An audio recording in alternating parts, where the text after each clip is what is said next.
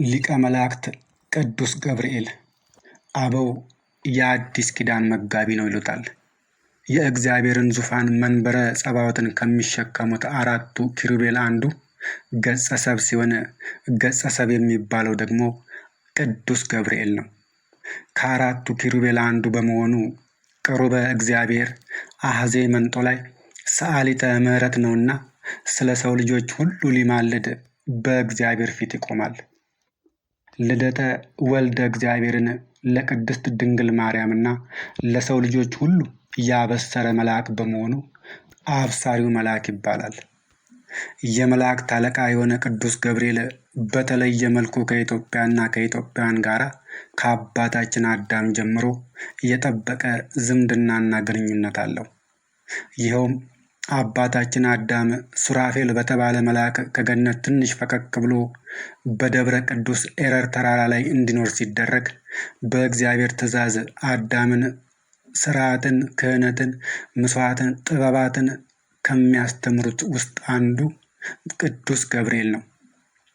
ዳግመኛም ኢየሱስ ክርስቶስ ሲወለድ ለእናቱ ለቅድስት ድንግል ማርያምና ለሕፃኑ ለኢየሱስ ክርስቶስ አምሃ ይዘው ሊያዩት ሊያመሰግኑት የሄዱት ሰብአ ሰገሎች የተባሉትን 12ቱን ኢትዮጵያውያን ነገስታቶችን በኮከብ አምሳል ተመስሎ እየመራ ያደረሳቸው ቅዱስ ገብርኤል ነው። የእናት ሀገር ቅድስት ኢትዮጵያን ትንሣኤዋን ለማብሰርና የአውሬውን ስርዓት ለመገርሰስ ለኢትዮጵያና ለኢትዮጵያውያን ይዋጋል። በቤተ መንግስቱ ዙፋን ላይ ስልጣን ተሰጥቶታልና በአውሬው ክፉ ስርዓት የቆሸሸውን ዙፋኑን ይጠርገዋል። የአውሬውን አገልጋዮችና የአውሬውን ስም ቁጥሩን የተቀበሉትን በሙሉ ያስወግዳቸዋል። በኢትዮጵያ ዙፋን ላይ የሚነግሰው ካህን 6 የከበሩ ዕቃዎች ይሰጠዋል። 6ቱም ዕቃዎች እያንዳንዳቸው በሰማይና በምድር የራሳቸው ጠባቂና ተጠሪ አላቸው። ከ6ቱ የከበሩ ዕቃዎች ውስጥ አንዱ ስልጣን ሲሆን በምድር አቡነ ሐረጋዊ ሲሆኑ በሰማይ ደግሞ ቅዱስ ገብርኤል ነው። ኃያሉ መልአክ ተራዳይነቱን አምነው ስሙን ለሚጠሩት ሁሉ ከእሳት ከተለያየ አደጋ ከጦርነት ያወጣቸዋል፣ ያድናቸውማል።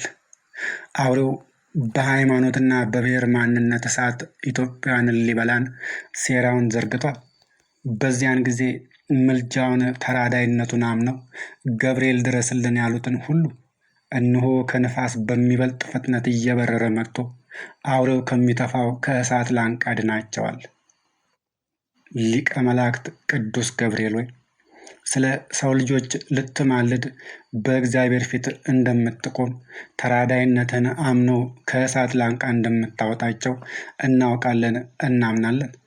እኛ ልጆችህም በሃይማኖትና በብሔር ማንነት ከተዘረጋ ክፉ ስርዓት አውጥተህ ለኢትዮጵያ ትንሣኤ ታበቃን ዘንድ እንማልድሃለን። የቅዱስ ገብርኤል ተራዳይነቱ፣ ረድኤቱ፣ በረከቱ፣ ምልጃው በሁላችን ላይ ይደርብን። ይቆየን።